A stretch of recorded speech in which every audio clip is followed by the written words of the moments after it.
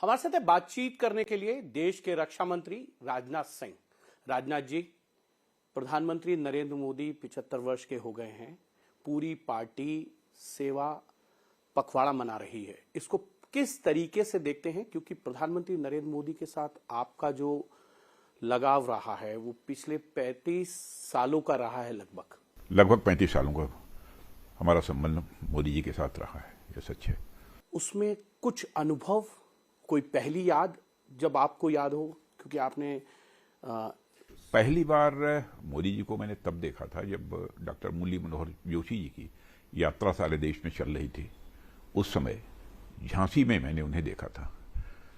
जोशी जी के बोलने के पहले वो अपने विचार मंच से व्यक्त कर रहे थे और उनको बोलते हुए पहली बार मैंने सुना था और मैंने देखा था कि एक अद्भुत वक्तृत्व क्षमता उनके अंदर मुझे देखने को मिली और विषयों का प्रस्तुतिकरण किस तरीके से पब्लिक मीटिंग में करना चाहिए। और साथ ही मैंने यह भी देखा था उसके बाद कि राष्ट्रीय कार्यकारिणी में भी किसी विषय पर जिस प्रभावी तरीके से वो विचार व्यक्त करते थे, स्वाभाविक रूप से उनके जो आर्गुमेंट्स होते थे उससे कोई भी सहमत हो सकता है। सर, आप क्योंकि पार्टी अध्यक्ष रहे, प्रधानमंत्री नरेंद्र मोदी उस वक्त जो हैं वो मुख्यमंत्री थे। आपके अध्यक्ष काल में जो हैं उनको प्रधानमंत्री पद का उम्मीदवार बनाया गया और आप पिछले 11 साल से उनके कैबिनेट में सहयोगी हैं, कैबिनेट कमेटी ऑन सिक्योरिटी में मेंबर हैं। कोई ऐसा खट्टा मीठा अनुभव जो हमेशा आपको लगता है कि ये याद करने वाली चीज है प्रधानमंत्री नरेंद्र मोदी के लिए? देखिए, खट्टा अनुभव तो कुछ नहीं है, लेकिन जो कुछ भी उनके व्यक्तित्व में उनके प्रधानमंत्री बनने के पहले मैंने देखा था, उससे कहीं अधिक प्रधानमंत्री बनने के बाद मैंने उनके व्यक्तित्व के अंदर बहुत सारी विशेषताएं पाई हैं। मैंने काल्पनिक क्षमता के धनी, प्रत्युत्पन्न मति और चाहे जितनी भी बड़ी चुनौती क्यों ना आ जाए, कभी भी घबराने वाला व्यक्तित्व बिरले ही शायद ऐसा कोई मिलेगा। भारत की राजनीति में मैं ये विश्वास के साथ कह सकता हूं, कभी भी किसी बड़ी से बड़ी चुनौती आने के बाद भी कभी घबराते हुए अथवा परेशान होते हुए मैंने मोदी जी को कभी नहीं देखा है। ये सबसे बड़ी विशेषता है। और किसी भी विषय पर बहुत ही सटीक तरीके से अपने विचार व्यक्त करना उनकी एक अद्भुत कला है और उसकी क्षमता है। कोई ऐसा स्मरण जब चुनौतियां बड़ी हों और प्रधानमंत्री जी का वो फैसला उन चुनौतियों पे भारी पड़ा हो? कई ऐसे फैसले हैं। नोटबंदी का फैसला कोई सामान्य फैसला नहीं था जो उन्होंने लिया था। धारा 370 को समाप्त करने का फैसला जो था वह कोई साधारण फैसला नहीं था। और वैसे ही देखा जाए तो चाहे उरी की घटना हो, बालाकोट की घटना हो, उसके बाद जो सर्जिकल स्ट्राइक हुई, वह कोई सामान्य व्यक्ति वह निर्णय नहीं ले सकता था।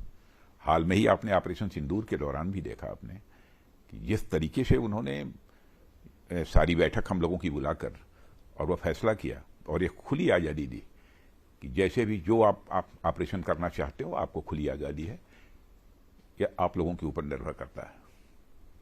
मैंने कहीं पर कोई हिचक नहीं दिखाई दी।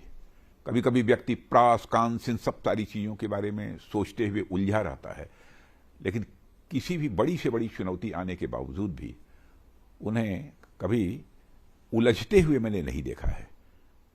कभी उनकी सोच में उलझन मैंने व्यक्तिगत रूप से कभी महसूस नहीं किया।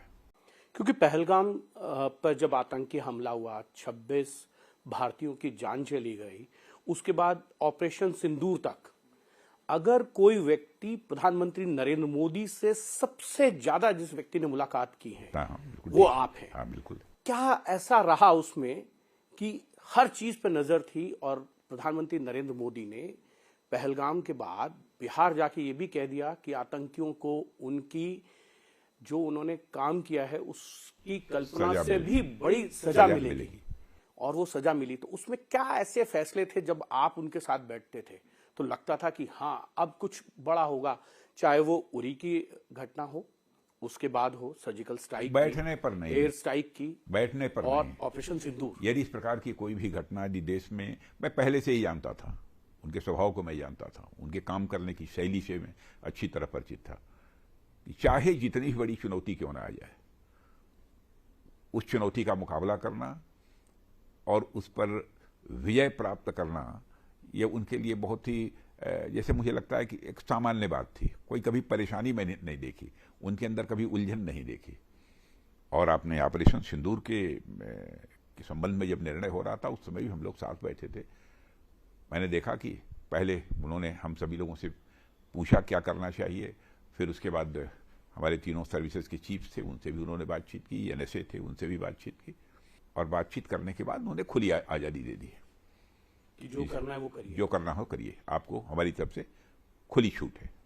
उसके बावजूद भी ये कह रहे हैं ऑपरेशन सिंदूर अभी भी जारी है। हाँ बिल्कुल है, अभी तक पाज है, ये तो स्थगित हुआ है ऑपरेशन सिंदूर। लेकिन यदि कोई आतंकवादी वारदात होगी तो फिर हमारा ऑपरेशन सिंदूर फिर से चलेगा। राजनाथ जी, आपने अपने राजनीतिक कैरियर में कई प्रधानमंत्री देखे। ऐसा प्रधानमंत्री जिसको विश्व की सभी बड़ी शक्तियां उनके जन्मदिन पर बधाई दें, डोनाल्ड ट्रंप हो, पुतिन हो, या अन्य देशों के राष्ट्राध्यक्ष हों, प्रधानमंत्री हों, शायद ही विश्व में कोई ऐसा प्रधानमंत्री होगा जिस प्रधानमंत्री को इतने सारे देशों के राष्ट्राध्यक्षों के द्वारा जन्मदिन के अवसर पर बधाई मिल रही हो। और अंतर्राष्ट्रीय स्तर पर भी आप देखते होंगे कोई बड़ी समस्या आती है तो सामान्यतः भारत के प्रधानमंत्री मोदी जी की चर्चा आ जाती है। और जितने बड़े बड़े राष्ट्र हैं जो डेवलप्ड कंट्रीज मानी जाती हैं, उन डेवलप्ड कंट्रीज के भी जो है प्राइम मिनिस्टर, प्रेसिडेंट जो है बराबर विभिन्न विषयों पर जो अंतर्राष्ट्रीय मुद्दे होते हैं वो इनसे परामर्श करते हैं। तो यह दिखाता है कि उनके व्यक्तित्व की छाप जो हमारे विश्व के अन्य नेता हैं, विभिन्न देशों के जो राष्ट्राध्यक्ष हैं, उनके ऊपर भी है। वह इनके व्यक्तित्व से प्रभावित हैं। यदि प्रभावित न होते तो मैं समझता हूं कि अंतर्राष्ट्रीय मुद्दों पर भी बातचीत करना, परामर्श करना, यह उनके द्वारा न होता। लेकिन एक चीज जरूर है, क्योंकि जब गोवा के अंदर 2013 में राष्ट्रीय कार्यकारिणी की बैठक हुई तो पार्टी के कई नेता, पार्लियामेंट्री बोर्ड के सदस्य ये चाहते थे कि प्रधानमंत्री नरेंद्र मोदी को जो है वो चुनाव प्रचार समिति का अध्यक्ष ना बनाया जाए। लेकिन पार्टी के अध्यक्ष आप थे, आपने फैसला लिया कि उनको अध्यक्ष बनाया जाएगा। कई लोग उसके बाद नाराज हो गए और नाराज होकर उन्होंने इस्तीफा दे दिया।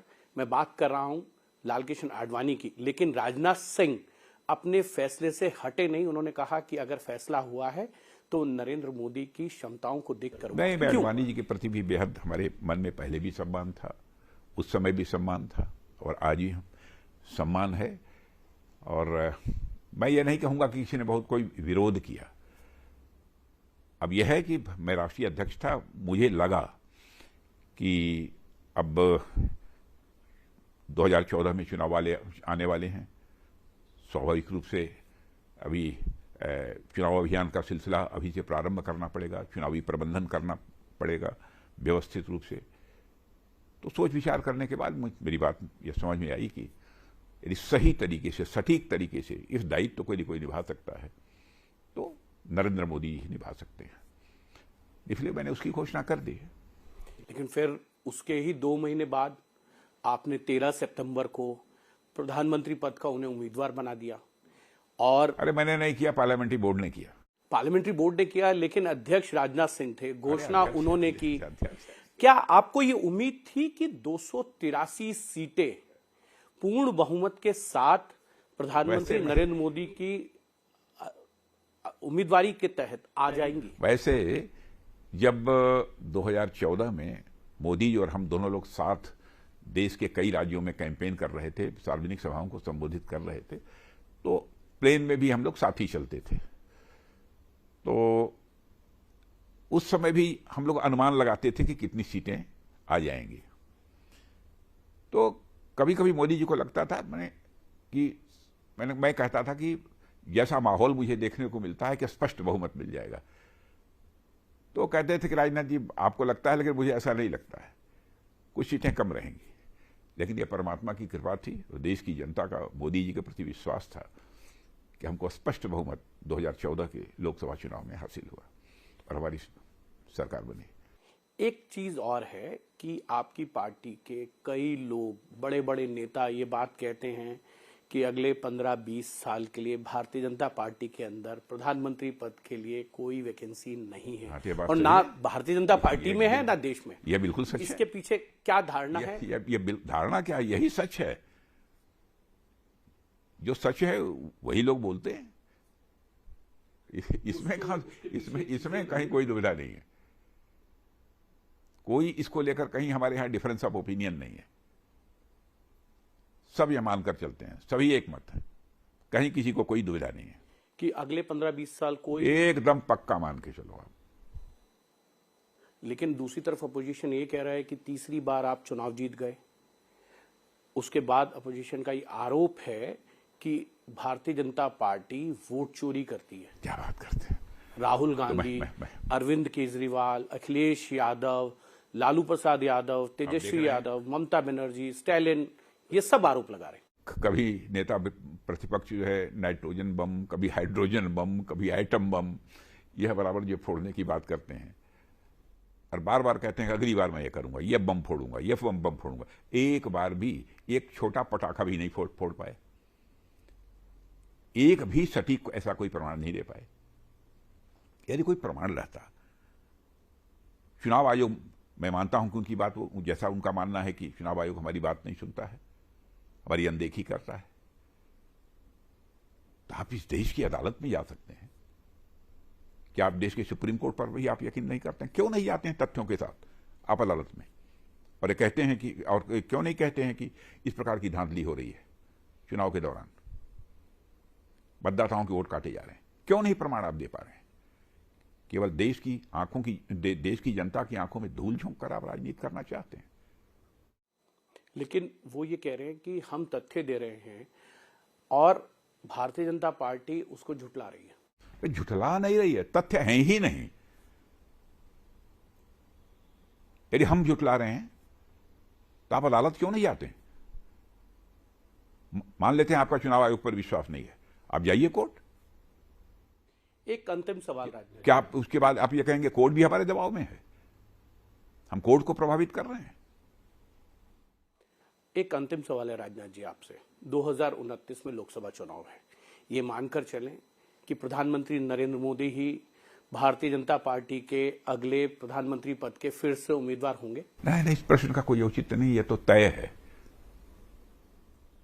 2029 में भी होंगे और 2029 के बाद 2034 जो होगा उसमें भी होंगे, और 2034 के बाद जो 2039 होगा उसमें भी प्रधानमंत्री पद के उम्मीदवार वही रहेंगे।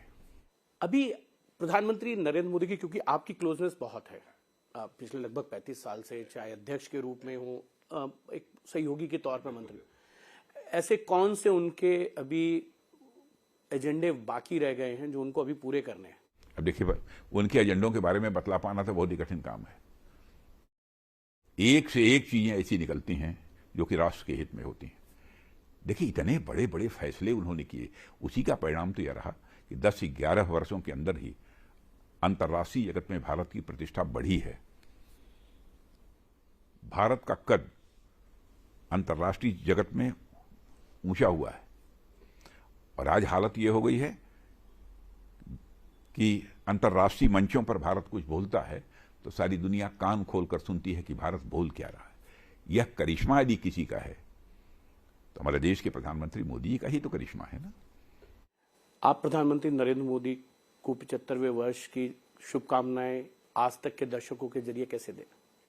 नहीं, मैं तो पहले ही दे चुका हूं शुभकामनाएं, और हमारी शुभकामनाएं बराबर उनके साथ रहेंगी। प्रारंभ से ही शुभकामनाएं उनके साथ हैं। शुभकामनाओं को बार बार दोहराने की जरूरत नहीं है। ठीक है, ये थे देश के रक्षा मंत्री राजनाथ सिंह। आप देखते रहिए आज तक।